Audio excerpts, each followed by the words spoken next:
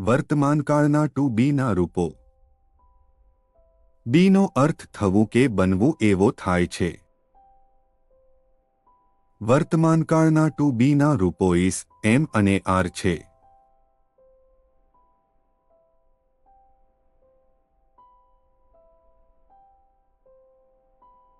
I, V, you, he, C, it અને ધેને ગુજરાતી વ્યાકરણમાં પુરુષવાચક સર્વનામ કહે છે અને અંગ્રેજીમાં પર્સનલ પ્રોનાઉન કહે છે.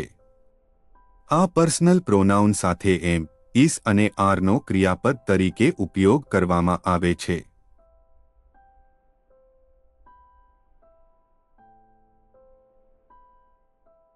I am a student. I am a farmer. We are girls. We are all in the classroom.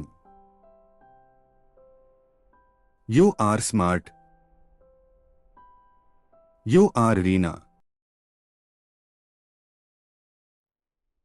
He is Neeraj. He is a doctor. She is Meera. She is a nurse. It is a horse. It is a bus. They are cows. They are happy.